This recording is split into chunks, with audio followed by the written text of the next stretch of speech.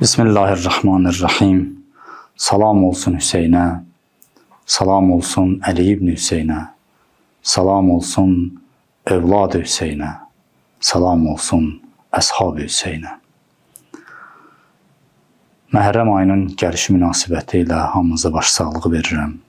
Allah əcr versin. Allah bizə Kərbəla ziyarətini nəsib eləsin. Füzuli rəhmətlik buyurur ki, Mah-i Məhərrəm oldu, məsərrət haramıdır. Matəm bugün şəriətə bir ehtiramıdır. Təcdid-i matəm-i şühəda nəfisiz deyil, qəflət sərayı dəhridə tənbih-i ammıdır. Yəni, Məhərrəm ayı gəldi, sevinmək, şadlanmaq artıq haramdır. Bu ayda matəm saxlamaq şəriətə, dinə bir ehtiramdır. Hər il şəhidlərin əzasını keçirtmək, matəmini yad etmək faydasız bir iş deyil.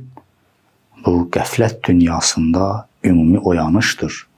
Yəni, Məhərrəm ayı İmam Hüseyn əleyhissalamın xatirəsini yad etmək bizim ruhumuzu dirçəldir, bizi sözün əsl mənasında dirildir, qəflət yuxusundan oyadır.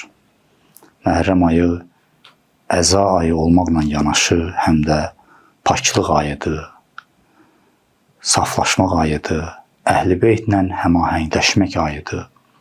Onların matəmində, Əhl-i Beytin matəmində matəmə qərq olmaq ayıdır. Bu yüzdən bu ayın qədrini gərək biz bilək, buna Allahdan bir lütf bilək və düşünək ki, İmam Hüseyn əleyhissalam nə üçün bu hərəkatı başlatdı və məqsədi nə idi? Aşuranın mahiyyətini bilmək, İmam Hüseyn əleyhissalamın hərəkatının mahiyyətini həm anlamaq, həm də övladlarımıza, dostlarımıza, cəmiyyətimizə anlatmaq bizə vacibdir. Bizim klassiklərimiz bunu ediblər, Füzulilərimiz bunu ediblər. İmam Hüseyn əleyhissalamın hərəkatı ilk öncə onu bizə anladır, onu bizə başa salır ki, dini dəyərlər çox ciddi məsələdir.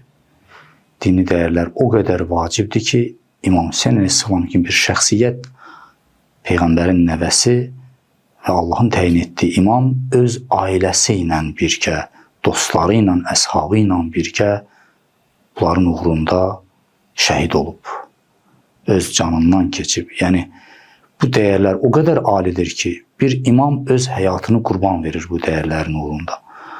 Məhərrəm ayından ilk aldığımız dərs məhz bu olmalıdır.